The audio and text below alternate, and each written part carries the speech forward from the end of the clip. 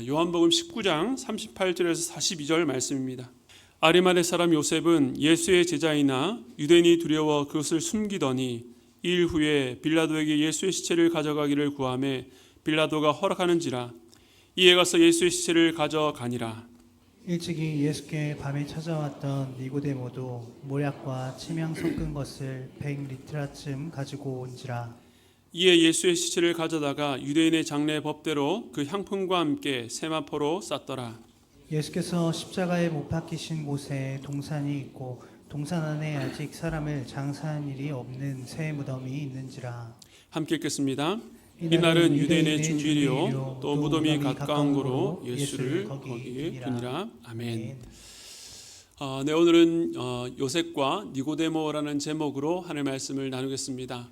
무더운 여름이 지나고 약 한 달 만에 다시 요한복음 말씀으로 돌아왔고, 오늘은 특별히 19장의 마지막 본문입니다. 지난 18장에서 체포되셨던 예수님은 여러 곳을 끌려다니시면서 신문을 바르시고 끝내 빌라도에게 십자가형을 언도받으셨습니다.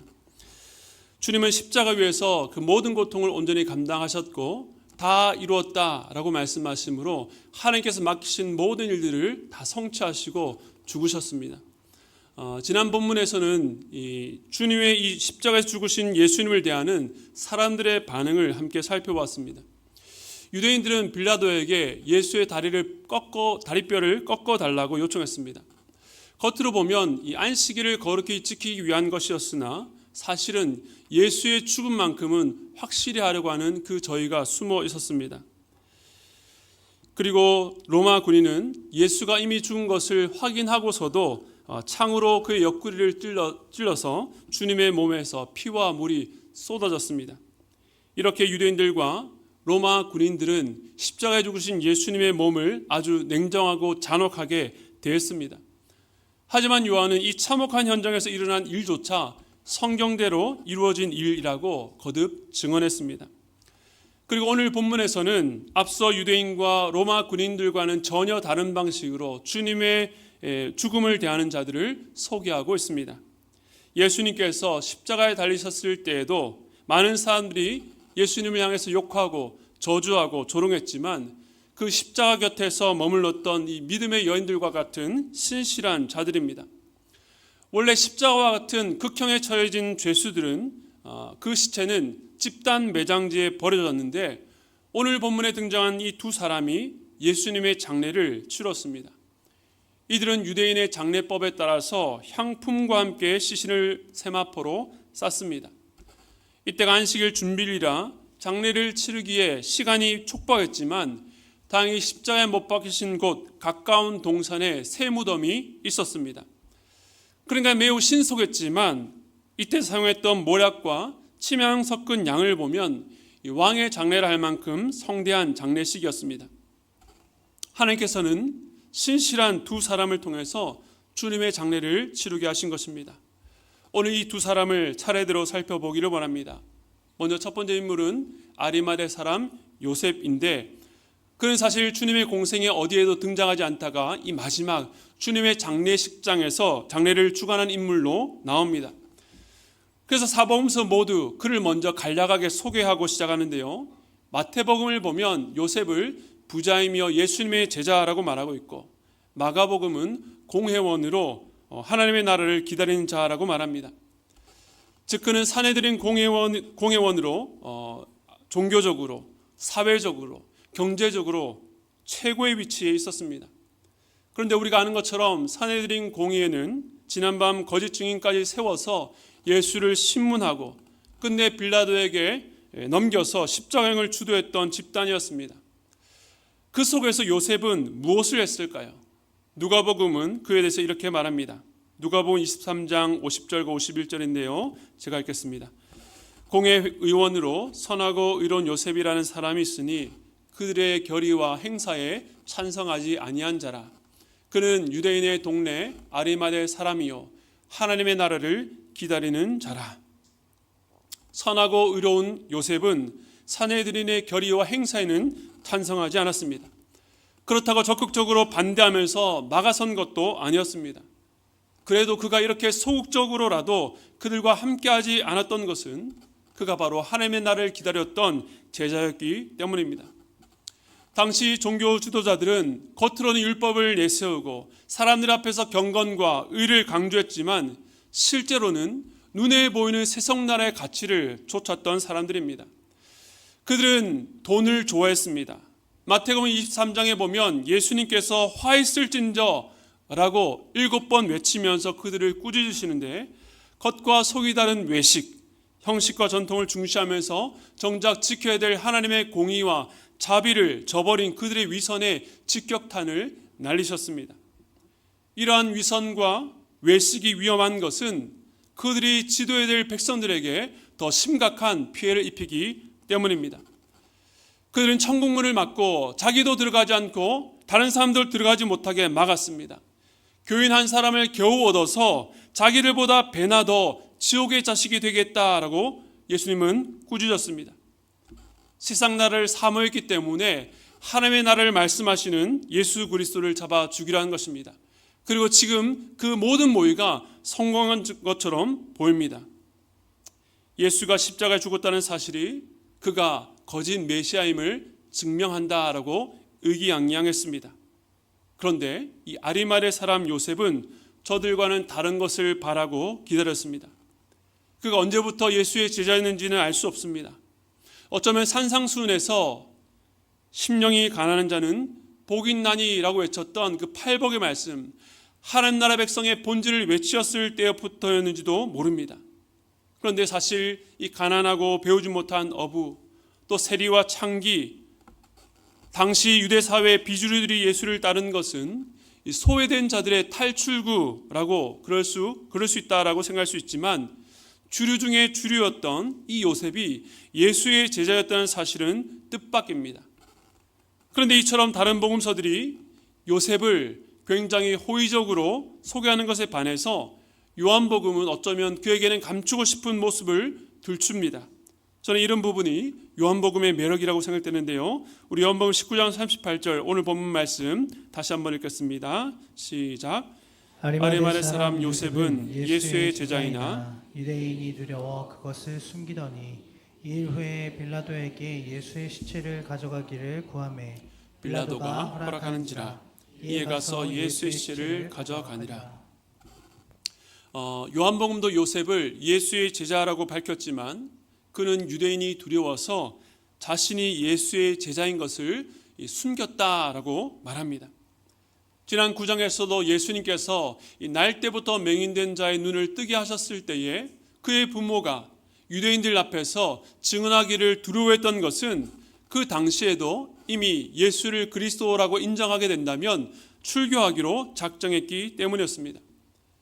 결국 맹인이었던 자는 끝까지 예수를 증언하다가 출교를 당했습니다. 이후에 예수님께서 죽은 나사로를 살리셨을 때에는 대중들의 관심과 기대가 폭발적이었습니다. 사람들은 예수님께서 예루살렘 성에 입성하실 때에 호산나 다윗의 자손이여라고 외치면서 예수님을 환영했습니다.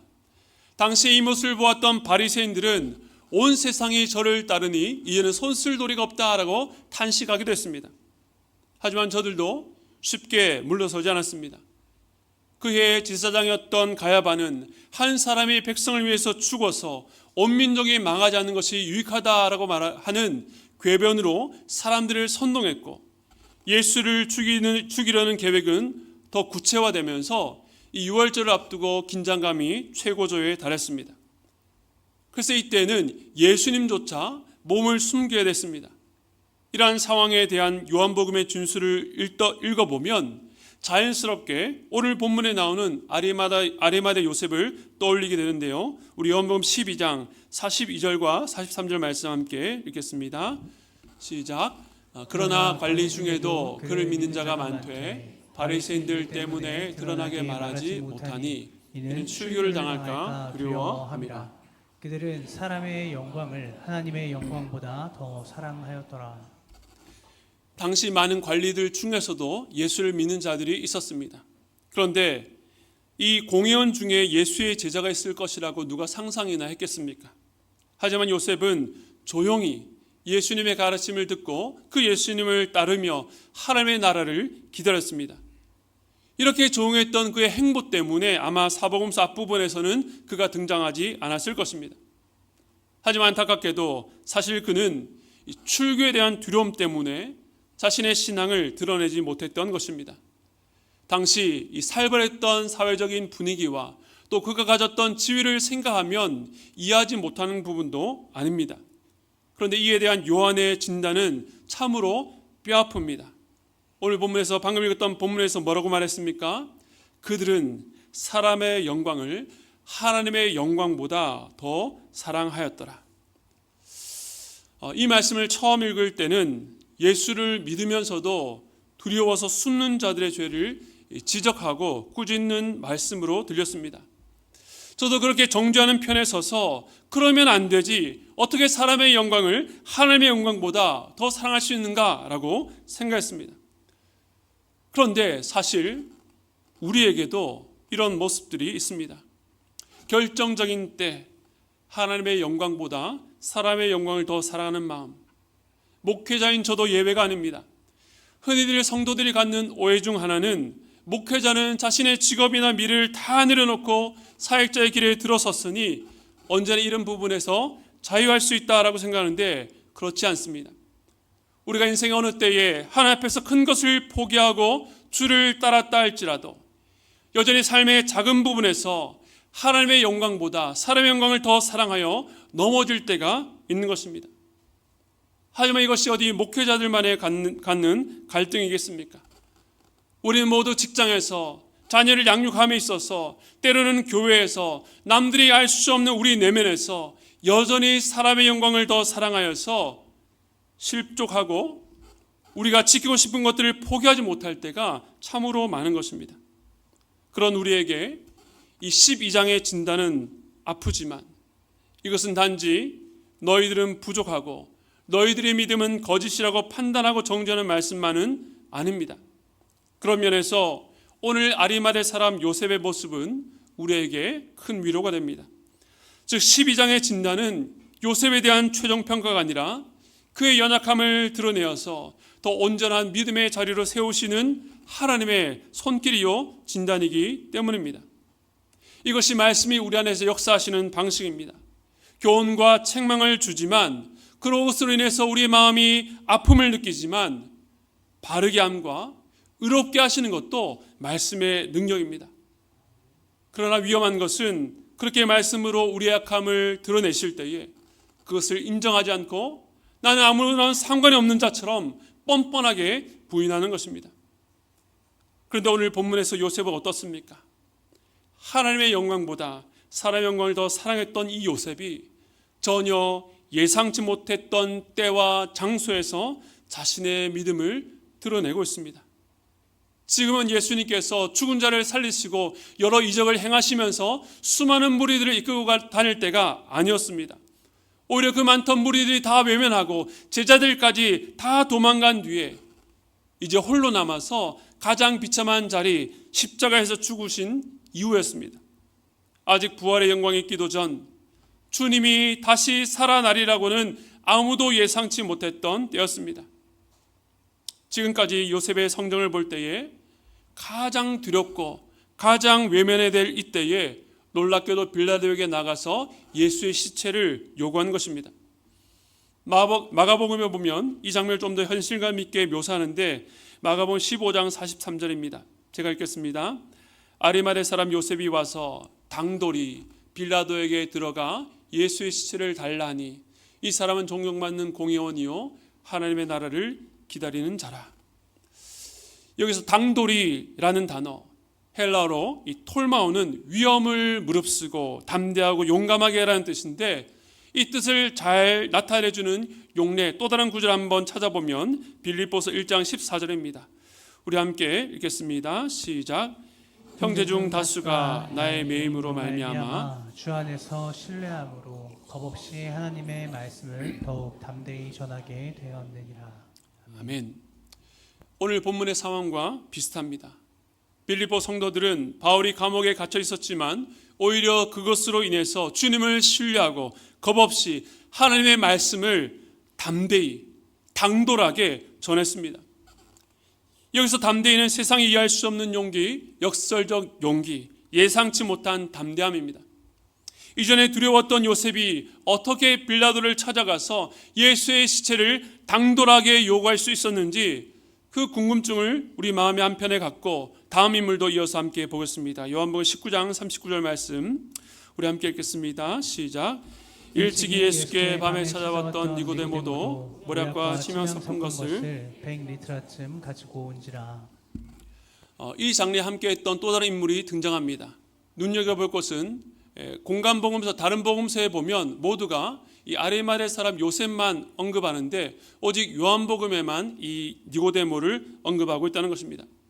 또 친절하게 그를 일찍이 예수께의 밤에 찾아왔던 니고데모라고 소개합니다. 요한복음을 지금까지 읽어온 분들이라면 3장에 등장했던 니고데모를 잊을 수 없습니다. 그는 바리새인으로 그도 산헤드린 공의원이었던 것으로 보입니다. 예수님보다 훨씬 더 나이가 많지만 밤에 예수님을 찾아와서 랍비어라고 배움을 청할 정도로 겸손했습니다. 하지만 주님은 나이스하게 찾아온 그를 결코 나이스하게만 대할 마음이 전혀 없으셨습니다. 단도직입적으로 그가 아무리 종교적으로 사회적으로 인간적으로 탁월할지라도 거듭남, 위로부터 태어나야 된다라고 말씀하셨습니다. 즉 거듭나지 않으면 니고데모가 가진 그 모든 것들은 아무런 소용이 없다는 것입니다. 왜 주님께서 이렇게 말씀하셨을까요? 그를 거절하기 위해서가 아니라 아리마대 사람 요셉처럼 온전한 믿음의 자리에 세우기 위해서였습니다. 그러나 니고데모 측면에서 본다면 당황했을 것입니다. 갑작스러운 말씀에 마음을 닫아버릴 수도 있었습니다. 그런데 요한복음 3장을 보면 니고데모의 등장이 있는데 그의 퇴장이 없습니다. 주님께서 말씀하시는데 어느 순간 니고데모는 사라지고 그가 주님의 말씀에 어떻게 반응했는지 설명이 나오지 않습니다. 그리고 그 이후에 7장에서 니고데모가 다시 한 번 더 등장하는데요. 초막절 명절에 예수의 가르침으로 인해서 무리 중에서 쟁론이 일어났습니다. 대제사장들과 바리새인들은 예수를 따르는 자들을 이 무리들이 미혹되었다고 예수를 정죄할 때에 한 사람이 등장했습니다. 요한복음 7장 50절과 51절인데요. 제가 읽겠습니다. 그 중에 한 사람 곧 전에 예수께 왔던 니고데모가 그들에게 말하되 우리 율법은 사람의 말을 듣고 그 행한 것을 알기 전에 심판하느냐. 니고데모는 이렇게 살피지도 않고 결론부터 정하고 배척하는 것이 옳냐라고 문제 제기를 하는 것입니다. 적극적으로 예수님의 편을 들지는 않았지만 지난 3장 이후에 그의 내면에 어떤 점진적인 변화가 있었던 것으로 보입니다. 그는 주님의 말씀과 행적을 율법에 근거해서 살펴보았습니다. 그리고 19장에서 예수님께서 십자가에 죽으시는 이 자리까지 니고데모는 사복음서에 기록된 것보다 훨씬 더 많은 내용들을 보고 들었을 것입니다. 그리고 바로 지금 요셉과 함께 주님의 장례를 치르고 있습니다. 모략과 치명 섞은 것 100리트라, 그러니까 거의 30kg 달하는 많은 양을 준비했습니다. 이것은 하루아침에 준비할 수 있는 양이 아니기 때문에 그가 언제부터 이 주님의 장례식을 준비했는지 알 수 없습니다. 그러니까 3장에서 주님과의 만남이 19장에서의 열매로 이어지면서 이 이야기가 마무리되는 것입니다. 그렇다면 이전의 믿음을 드러내지 못하고 은밀히 따랐던 요셉과 니고데모가 어떻게 용기를 내게 되었을까요? 이들을 변화시킨 것은 무엇입니까? 우리 다시 한 번 더 요한복음 19장 38절 한번 띄워주시면요. 이 말씀을 두 시대로 나눌 수 있습니다. 이전에 유대인들이 두려워서 자신의 정체를 숨겼던 과거와 지금 예수의 장례를 치르기 위해서 빌라도에게 담대하게 시체를 요구하는 지금의 모습이 대조됩니다. 그리고 이 둘 사이의 변곡점은 가운데 있는 2일 후에입니다. 바로 예수 그리스도께서 십자가에 죽으신 사건. 그러니까 놀랍게도 예수님의 죽으심 앞에서 요셉과 니고데모가 결단하고 태도가 변했다는 것입니다. 그것은 그들이 예수님의 죽음에서 남들이 볼 수 없는 무언가를 보았기 때문입니다. 그 비참한 현장에서 특별한 것을 발견했습니다. 먼저 이 부자 요셉이 예수를 모신 곳은 자기 소유의 무덤이었는데 이것은 하나님의 말씀의 성취였습니다. 이 말씀에 대해서 이사야 53장 9절은 이렇게 말합니다. 그는 강포를 행하지 아니하였고 그의 입에 거짓이 없었으나 그의 무덤이 악인들과 함께 있었으며 그가 죽은 후에 부자와 함께 있었도다. 주님의 장례는 이사야 말씀의 성취였습니다.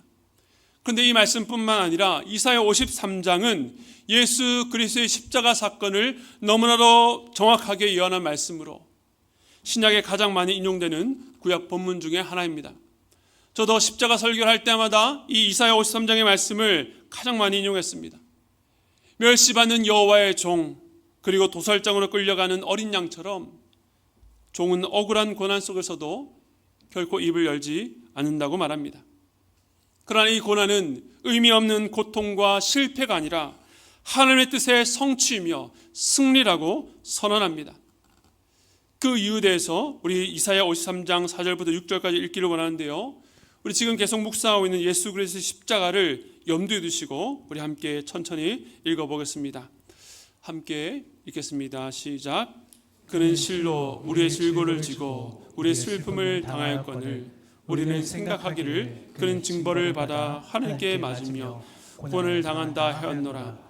그가 찔림은 우리의 허물 때문이요 그가 상함은 우리의 죄악 때문이라. 그가 징계를 받음으로 우리는 평화를 누리고 그가 채찍에 맞음으로 우리는 나음을 받았도다.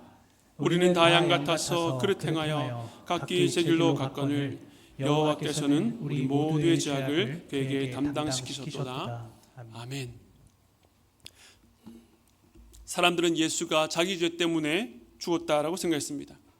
그가 메시아가 아니기 때문에 비참하게 죽었다고 생각했습니다. 그러나 이사야는 그의 슬픔과 고난, 찔림과 상함, 그 징계가 바로 우리의 질고와 허물, 우리의 죄악 때문이라고 말합니다. 즉 예수 그리스도의 죽으심은 우리 모두의 죄악을 예수님에게 담당시키신 하나님의 사랑과 은혜였던 것입니다. 대속적 죽으심, 우리가 마땅히 받아야 될 그 모든 형벌을 예수 그리스도께서 우리 대신 받으셨다는 뜻입니다. 아리마대 사람 요셉, 가진 것이 많아서 잃을 것이 두려워 자신의 신앙을 숨겼던 자가 어떻게 예수의 죽음 앞에서 자신의 모든 것을 버릴 각오로 당당하게 예수의 시체를 요구할 수 있었습니까? 그는 십자가에서 가장 고귀한 주님의 사랑을 발견했기 때문입니다. 주님이 고난받으시고 죽으신 것이 바로 자신의 죄와 허물 때문이라는 것을 깨닫게 되었습니다. 예수님께서 억울함을 호소하지 않고 잠잠히 죽으신 것은 지난 요한복음 13장 1절에서 말씀하신 것처럼 세상에 있는 자기 사람들을 사랑하시되 끝까지 사랑하신 주님의 사랑임을 깨닫게 되었습니다. 여기서 말하는 세상에 있는 자기 사람들이란 처음부터 끝까지 변함없이 주님을 따르고 결격 사유가 없는 흠없는 자들이 아니라 하나님보다 사람의 영광을 더 사랑하여 숨었던 부끄러운 자기 자신도 포함된다는 것을 깨닫게 되었습니다. 그리고 그 십자가, 믿음을 드러내지 못했던 자기를 위해서 모든 것을 버리신 주님의 사랑 앞에서 이제 더 이상 잃는 것이 두렵지 않았던 것입니다. 니고데모는 어떻습니까? 니고데모가 주님을 만난 뒤에 그의 마음에 남는 한 단어가 있다면 그것은 바로 거듭남일 것입니다. 물과 성령으로 나는 것, 육이 아니라 영으로 나는 것, 그것은 무슨 뜻일까? 지금까지 자기가 배우고 익힌 그 율법 속에 답을 찾을 수 없어서 예수님을 주목했습니다. 다시 태어난다는 것, 거듭남, 영생. 사실 우리 모두는 이 땅에 태어났지만 태어나기 위해서 우리가 한 일은 아무것도 없습니다. 부모님을 통해서 어머니의 자궁 속에 생명이 잉태되어 10달을 품은 뒤에 어머니께서 생사를 넘나드는 해산의 고통 끝에 이 세상을 보게 되었습니다. 마찬가지입니다. 우리는 자신의 고통과 노력과 수고가 아닌 예수 그리스도의 고통과 사랑과 그 죽음의 대가를 통해서만 거듭날 수 있습니다. 니고데모는 그날 주님이 하신 말씀을 떠올렸습니다. 요한복음 3장 14절과 15절 말씀인데요, 우리 함께 읽겠습니다. 모세가 광야에서 뱀을 든 것 같이 인자도 들려야 하느니 이는 그를 믿는 자마다 영생을 얻게 하려 하심이니라. 아멘. 니고데모는 지금 자기 눈앞에 십자가 달려 돌아가신 예수 그리스도가 높이 들려진 그 인자라는 것을, 그분이 바로 자신을 살리기 위해서, 즉 거듭남을 위해서 죽음으로 대가를 치르셨다는 것을 깨닫게 된 것입니다. 이러한 놀라운 영적 진리를 염두에 두고 예수님께서 고별 설교 때 제자들에게 하셨던 말씀을 보면 요한복음 16장 21절입니다. 제가 읽겠습니다. 여자가 해산하게 되면 그때가 이르렀으므로 근심하나 아기를 낳으면 세상에 사람 난 기쁨으로 말미암아 그 고통을 다시 기억하지 아니하느니라. 주님은 분명 고통 가운데 죽으셨지만 그 고통은 장차 거듭날 생명으로 말미암아 기억하지 않을 잊혀질 고통이었습니다. 예수님께서 해산의 고통을 겪으셔서 요셉과 니고데모가 거듭나게 된 것입니다. 이 두 사람은 비슷한 위치에 있었습니다. 예수에 대한 믿음은 있었지만 두려워서 적극적으로 나서지 못하고 확신하지 못했습니다.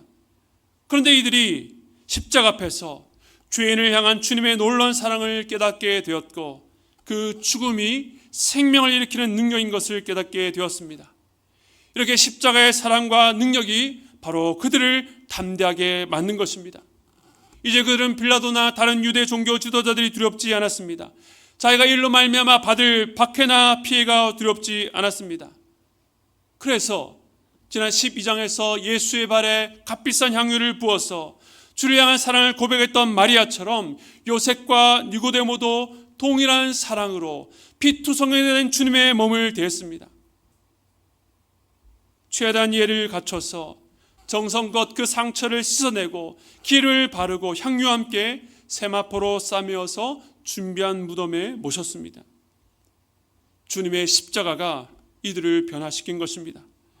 모두가 피했던 비참한 십자가였는데 그 십자가 앞에서 이들이 담대해졌습니다.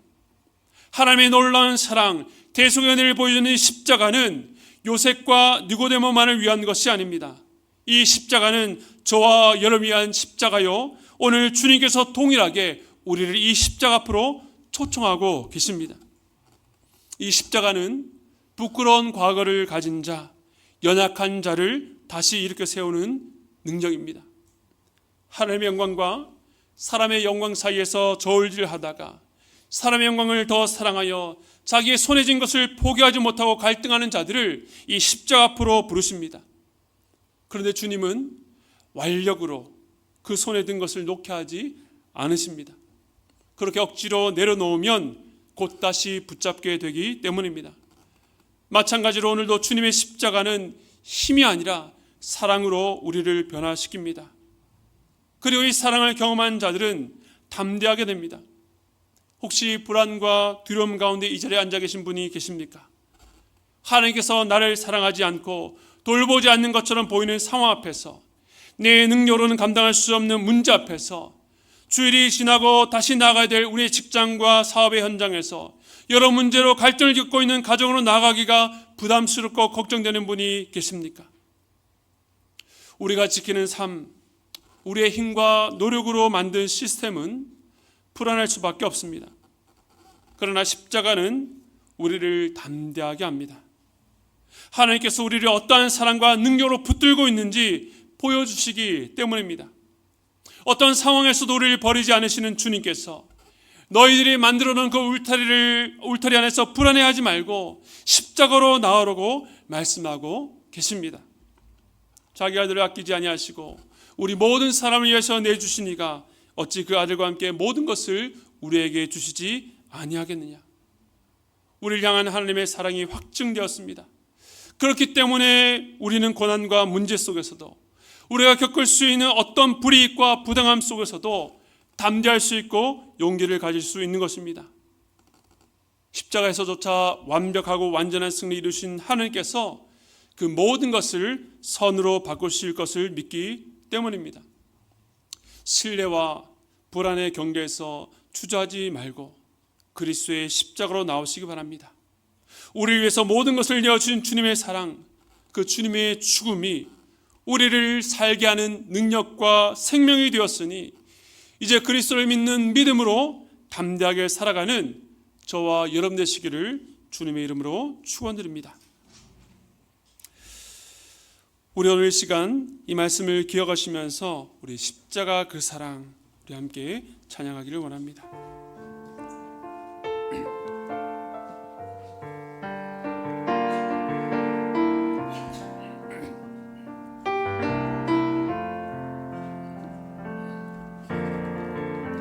십자가 그 사랑 멀리 떠나서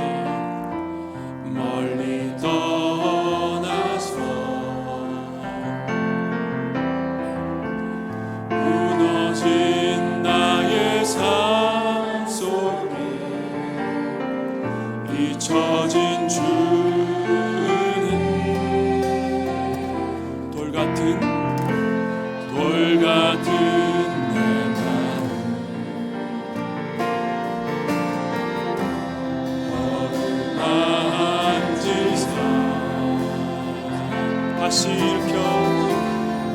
다시 일으켜 세우신 주를 사랑하니 주 나를 보호하시고 주 나를 보호하시고 날 붙드시니 나는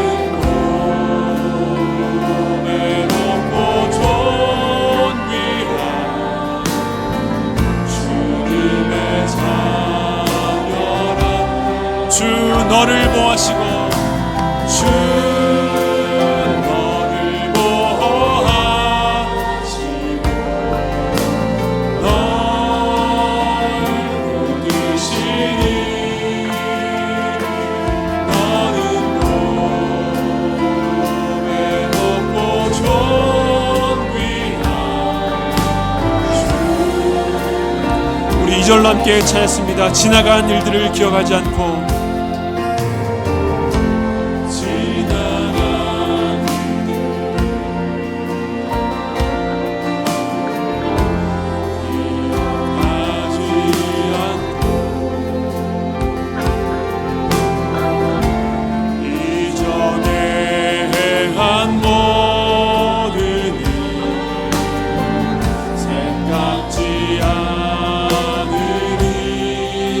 사막의 강물과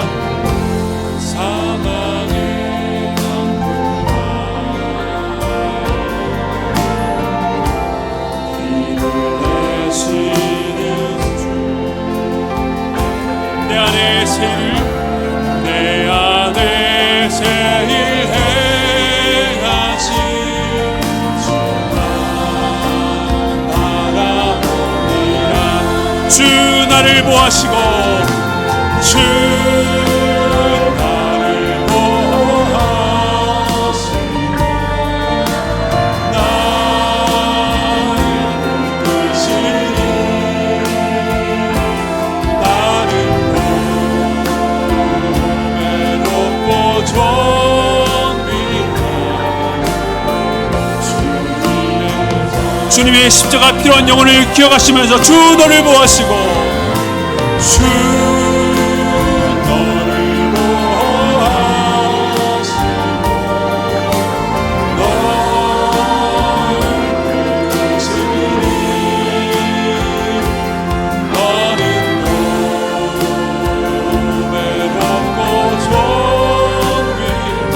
다시 한 번 더 고백했습니다. 주 나를 보호하시고 주 나를 보호하시고 날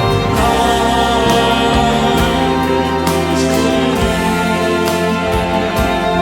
너는 외롭고 존귀한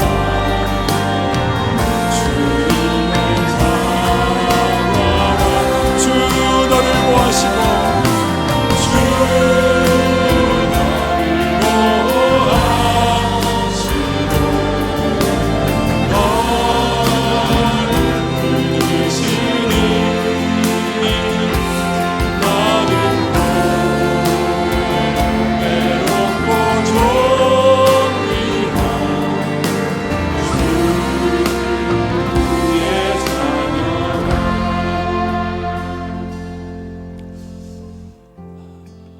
우리 주님은 지나간 일들을 기억하지 아니하시고 우리 안에 새로운 일을 일으키십니다. 돌과 같이 굳어진 마음, 이제는 전과 같이 주님 앞에 울 수도 없고 은혜도 느껴지지 않는 이 딱딱한 마음을 우리 주님께서 만지시면 일으키시고 그 안에 새로운 길을 여실 줄로 믿습니다. 우리 시간 함께 기도하기를 원합니다. 주님, 나의 불안과 나의 염려 가운데에 그리스도의 십자가를 바라봅니다. 주님, 그 십자가를 바라볼 때에 실패에 대한 두려움, 버려짐에 대한 두려움, 내 동생이 질 것에 대한 두려움을 주님 앞에 내려놓고 우리 주님께서 결코 나를 버리지 아니하시고 나를 붙드시고 나로 하여금 이것을 승리하게 하실 줄로 믿으며 주님 앞에 나아가기를 원합니다. 여러분, 두 가지 방향에서 기도하십시오. 먼저는 여러분 자신을 위해서 기도하십시오. 그리고 두 번째는요, 이러한 믿음의 담대함이 필요한 여러분이 알고 있는 연약한 자, 그리스도를 알지 못해서 스스로의 울타리와 스스로의 힘으로 이 땅을 살아가고 있는, 그렇게 불안 가운데 살아가고 있는 그 영혼을 놓고 우리 시간 함께 기도하기를 원합니다. 우리 시간에 주님 이 말씀을 붙들고 그리스도의 십자가 앞에서 담대할 수 있도록 하나님 저희 영혼을 붙잡아 주시옵소서. 우리 함께 기도하며 나가도록 하겠습니다. 주님, 우리는 야곱처럼 계산에 능한 자들입니다. 주님을 따르고 하나님의 백성이라고 하면서 늘 우리의 유익과 그 편의 앞에서 늘 하나님의 영광보다 사람의 영광을 더 사랑하여 헛된 것을 택하고 그것이 무너질 때 우리의 삶도 무너진 것처럼 절망하고 좌절하고 하나님을 원망했던 우리임을 고백합니다. 주님, 그러나 우리의 그 부끄러운 과거에도 불구하고 우리 향한 그 주님의 선하신 손길을 포기하지 아니하시고 우리를 버리지 아니하시고 오늘도 우리를 주님의 예배의 자리로 부르심을 감사를 드립니다. 그리고 주님의 십자가로 다시 한 번 더 우리를 초청해 주시니 감사를 드립니다. 하나님, 세상을 바라보면, 나를 둘러싼 그 문제를 바라보면 우리는 두려워서 떨 수밖에 없지만 우리의 눈을 들어서 주님의 십자가를 바라봅니다. 하나님, 그 십자가에서 세상은 이해할 수 없는 그 놀라신 능력과 그 평안과 그 주님의 사랑을 우리 마음 가운데 부어주시기를 간절히 소원합니다. 주님, 이 시간에 우리가 또한 기도했던 그 영혼을 주님 앞에 올려드립니다. 주님, 우리는 그 영혼을 돌볼 수 있는, 그 영혼을 지킬 수 있는 능력이 없습니다. 그러나 주님은 하실 수 있는 분임을 고백합니다. 그리스도의 십자가가 그 영혼 가운데 분명히 설 수 있도록 도와주시고, 아버지, 그 십자가를 떠난 자들이 있다면 주여, 그들이 속히 주님께로 돌아와 그 앞에 머리 숙여 이 땅을 자신의 능력과 노력으로 살아가는 것이 아니라 주님을 의지함으로, 주님을 믿음으로 살아갈 수 있도록 붙잡아 주시옵소서. 주님, 우리의 불안과 염려 가운데 예수 그리스도의 십자가를 바라봅니다. 그 주님의 십자가를 바라볼 때에 내가 이해할 수 없는 그 평안과 그 능력이, 그 주님의 사랑이 우리의 마음을 덮어서 주님을 찬양하며 끝까지 그 험한 십자가를 붙들고 살아나가는 우리 모든 성도를 될 수 있도록 붙잡아 주시옵소서. 지금은 우리 주 예수 그리스도의 한량한 은혜와 하나님 아버지의 무한하신 사랑하심과 성령님의 감동 감화와 교통하심의 역사가 우리의 불안과 우리 염려의 자리에 그리스도의 십자가를 붙들고 담대하게 당돌하게 세상을 향해서 우리의 가정과 사회를 향해서 나아가겠다고 다짐하고 결단하고 돌아가는 모든 성도들의 머리 위에 지금부터 영원토록 함께 있을지어다.